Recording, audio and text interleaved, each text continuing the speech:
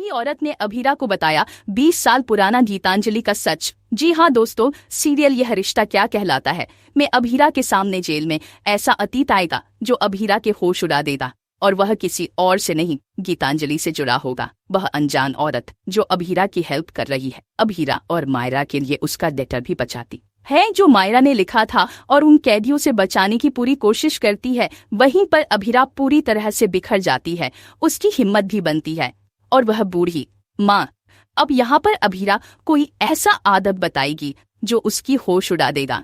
अभी रखो बताती है कि धीरे धीरे तेरे घर वाले तुझे भूल जाएंगे, सब कोई तुम्हें शुरू में मिलने आएगा, लेकिन उसके बाद सभी तुझे दूरी बना लेंगे और तू तड़प तड़प कर इस जेल में मर जाएगी।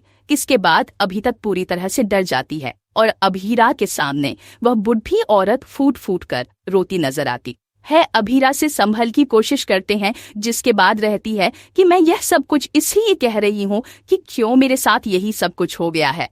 मेरी बेटी पहले मुझसे मिलने आया करती थी, लेकिन अब वह मुझे इस तरह से भूल गई है जैसे कि मैं उसकी दुनिया में कभी थी ही नहीं, या फिर उसको जन्म में किसी और ने दिया है। मुझे मेरी बेटी से दूर कर दिया गया है, और वह उनकी तस्वीरों को, उसकी बचपन की यादों को अभी तक उसे पुराने से बक्से में संभल के रखे, और उन्हीं को हर दिन देखते हैं और उन्हीं से बातें करती है, उसकी तस्वीर से बातें करती है, उसका जन्मदिन सेलिब्रेट करती है, और इस जेल में उसका जन्मदिन सेलिब्रेट करती है भी मानती है। जिसके बाद यहाँ पर अभी रखो वह बताती है कि उसकी बच्ची शुरू में तो मिलने आया करती थी, लेकिन अब वह उसे भूल चुकी है, और यहाँ पर उसकी तस्वीर को उसे पुराने से बक्से में से निकालकर रो रही होती है। तभी यहाँ पर अभिनव से संभालने की कोशिश करती है, और देखे कि वह तस्वीर अभीरा के सामने गिर जाती है, और अभीरा के होस्ट तथा बढ़ाते हैं जब अभी रात उसे तस्वीर को उठाकर देखी है, वह तस्वीर किसी और के नहीं गीतांजलि और दादू की है।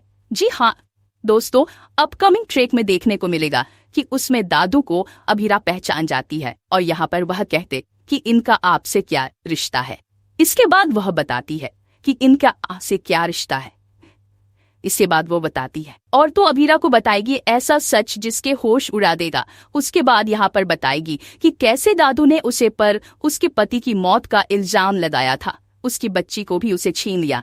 अभीरा के होश उड़ जाते ये जानकर कि गीतांजलि आई थी और दादू भाभी जी। हाँ दोस्तों, आपका भी ट्रैक में देखने को मिलेगा कहानी में बहुत बड़ा ट्रैक, जहाँ पर अभीरा के होश उड़ जाते हैं। जेल में ऐसा अतीत उसके सामने आएगा जो उसकी होश उड़ा देगा, और वहां पर वह यह सच भी बताएगी कि दादू ने कैसे उसे बच्ची को बचा लिया, जबकि उसकी कोई गलती नहीं थी।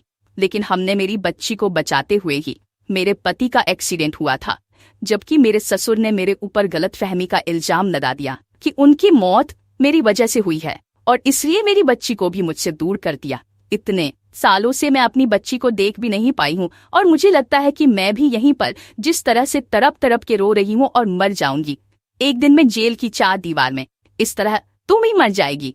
तेरी बच्ची भी तुझे इसी तरह से भूल जाएगी, तेरी शक्ल वैसे याद नहीं रहेगी। और अभी राखी होश उड़ जाते हैं तो देखने को मिलने वाला है कि यहाँ पर कैसे गीतांजलि और दादू का अतीत अभीरा की होश उड़ा देगा, और देखना दिलचस्प होगा कि क्या अब यह अतीत कहानी में बहुत बड़ा तूफान लेकर आएगा।